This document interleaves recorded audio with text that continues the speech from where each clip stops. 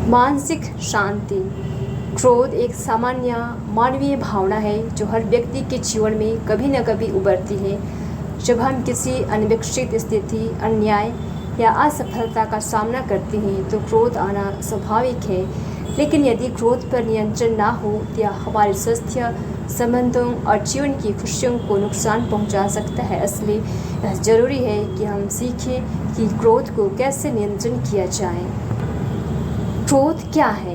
क्रोध एक ऐसा मनोवैज्ञानिक और शारीरिक प्रतिक्रिया है जो तब उत्पन्न होती है जब हम किसी चीज़ से असंतुष्ट, नाराज या निराश होते हैं। यह हमारे शरीर में तनाव, तेज धड़कन, सांस तेज होना, मांसपेशियों का सिकुड़न जैसी प्रतिक्रियाएं लाता है। यदि इसे सही समय पर और सही तरीके से नियंत्रण ना किया जाए तो यह लड़ाई झगड़ा, तनाव, मानसिक विकार और शारीरिक बीमारियों के कारण बन सकता है। क्रोध पर नियंत्रण क्यों जरूरी है?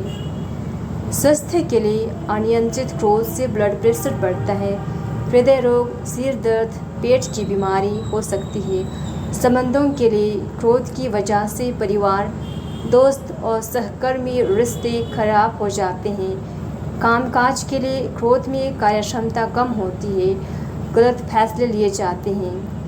क्रोध मन को अशांत करता है, तनाव बढ़ाता है और आत्मविश्वास को कम करता है। क्रोध को नियंत्रित करने के उपाय। पहचानें कि कब क्रोध आता है। सबसे पहला कदम है अपनी भावनाओं को समझना। जब आपको महसूस हो कि क्रोध बढ़ रहा है तो उसे पहचानना सीखिए। इससे आप समय रहते ही अपना व्यवहार नियंत्रण में ला सकते हैं। धीमी सांस लें। जब भी क्रोध आए तो गहरी और धीमी सांस लें। इससे आपके दिमाग को ऑक्सीजन मिलेगा और आप शांत होने लगेंगी।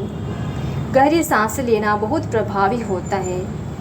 थोड़ी देर के लिए रुक जाएं। अगर संभव हो तो इस स्थिति से थोड़ी दूर के लिए हट जाएं। कुछ समय के लिए अलग होना आपकी भावनाओं को ठंडा करने में मदद करता है।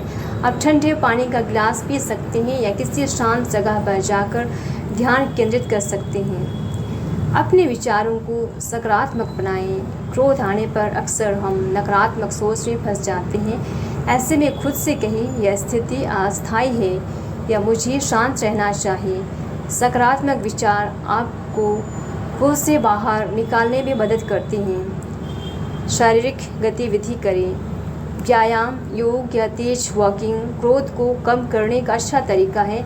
इससे आपके शरीर से तनाव कम होता है और मन शांत होता है।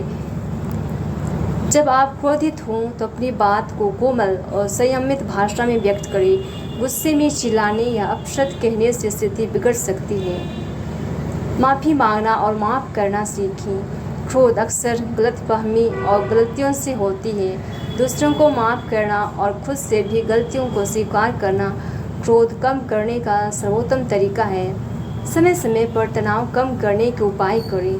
ध्यान, प्रार्थना, संगीत सुनना या अपने शौक में समय बिताना आपके मन को शांत रखता है और क्रोध आने की संभावना कम करता है। क्रोध एक सामान्य भावना है, लेकिन यदि इसे नियंत्रित नहीं किया गया तो यह हमारे जीवन में कई तरह की समस्याएं पैदा कर सकता है। इसलिए ज़रूरी है कि हम अपनी भावनाओं को समझें, सही समय पर शांत रहें और सकारात्मक सोच अपनाएं। सही तरीके से क्रोध पर नियंत्रण पाने से न केवल हमारा स्वास्थ्य और संबंध बेहतर होंगे बल्कि जीवन भी सुखमय और सफल होगा। साथ में याद रखिए, शांत मन ही सबसे बड़ी ताकत है। हृदय स्पर्शी विचार और अनुभव ईश्वर हमारे दर्द में साथी है। जीवन में कई बार ऐसा समय आता है जब हम टूट जाते हैं, अंदर से अकेले और कमज़ोर महसूस करते हैं, जैसे कोई प्रिय व्यक्ति का खो जाना, बीमारी का सामना करना या आर्थिक तंगी में फंस जाना। ऐसे समय हमारे दिल पर भारी बोझ होता है और लगने लगता है कि कोई भी हमारी पीड़ा को समझ नहीं सकता। लेकिन यही वह पल होता है जब ईश्वर सबसे करीब होते हैं। जब हम रोते हैं तो वे हमारे आंसुओं को पोंछते हैं। जब हम चुप हो जाते हैं तो वे हमारे अनकहे शब्द सुनते हैं। ईश्वर की उपस्थिति हमें यह भरोसा देती है कि हम अकेले नहीं हैं, कोई हमेशा हमें प्यार करता है। चाहे हालात कैसे भी हों। ईश्वर की ममता हमारे माता पिता और भाई बहनों की ओर से हमें प्राप्त होता है।